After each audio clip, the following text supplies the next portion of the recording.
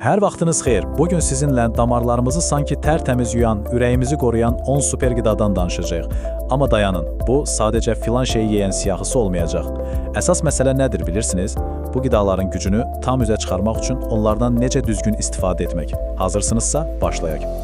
Heç düşünmüsünüzmü ki, bəlkə də sağlam bir ürək üçün axtardığınız o möcüzəvi vasitələr əslində elə gözünüzün qabağında, mətbəxinizdədir? Gəlin bugün birlikdə bu sirrin üstünü açaq. Özdə çox sadə üsullarla. Yaxşı, hər şeydən əvvəl gəlin görək problem özü nədir.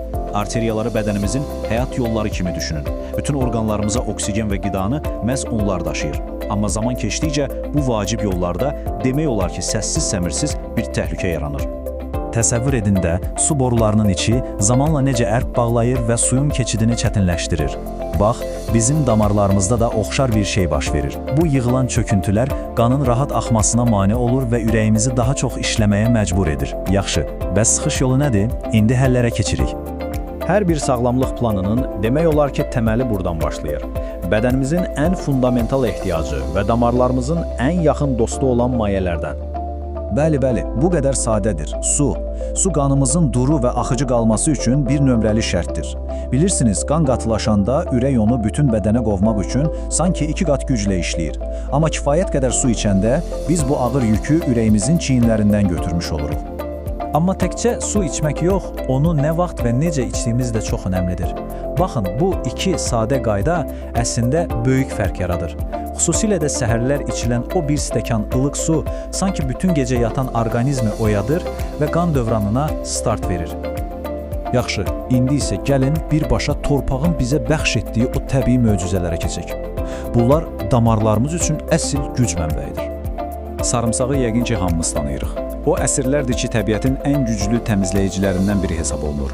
Onun əsas vəzifəsi damarların divarlarına yapışan o zərərli çöküntülərlə mübarizə aparmaq və qanın hərəkətini asanlaşdırmaqdır. Sarımsağın əsl super gücü bax bu alisin adlı maddədə gizlidir. Məhz o damarları təmizləyir və qanı durulaşdırır. Amma burada çox vacib bir məqam var. Alisin sarımsağın içində elə-belə hazır şəkildə durmur. Onu bizim özümüzün aktivləşdirməyimiz lazımdır. Bəs necə? Bax, bu əsl qızıl qaydadır. Sarımsağı əzəndə və ya doğrayanda onun içindəki hüceyrələr bir-birinə qarışır və allisin yaranmağa başlayır. O 10 dəqiqəni gözləmək isə bu prosesin tamamlanması və maksimum fayda əldə etməyiniz üçündür. Yəni, əzib dərhal yeməyin. Biraz səbirli olun. Növbəti qəhrəmanımız çuğundurdur. Çuğundurun içindəki təbii nitratlar bədənimizə girəndə qan damarlarını genişləndirən bir maddəyə çevrilir. Bu sanki dar bir küçəni birdən-birə geniş bir prospektə çevirmək kimidir. Qan daha rahat hərəkət edir, təzyiq də normallaşır. Bəli, çox lazım deyil. Cəmi yarım stəkan təzə sıxılmış çuğundur şirəsi kifayətdir. Unutmayın ki, bu kiçik miqdarın təsiri həqiqətən çox böyükdür. Damarlarınız bu hədiyyə üçün sizə təşəkkür edəcək. İndi isə gəlin damarlarımızı qoruyan iki fərqli mexanizmə baxaq. Pomidor xüsusən də bişiriləndə sanki bir qalxan rolunu oynayır və yeni çöküntülərin əmələ gəlməsinin qarşısını alır. Alma isə bir növ təmizləyici komanda kimidir. İçindəki pektinlə mövcud pis xolesterini bir süngər kimi özünə çəkib bədəndən kənarlaşdırır. Yəni biri qoruyur, o biri təmizləyir. Super cütlük. İndi keçək mətbəximizin ətirli və güclü qoruyucularına. Bilirsiniz, ədviyyatlar təkcə yeməklərimizi dadlı etmir, həm də bədənimizdəki iltihabla mübarizədə əsl əsgərlərdir. Məsələn, zəncəfil. O, bədəndəki iltihabı azaltmaqla yanaşı, qanın axıcılığını artırır.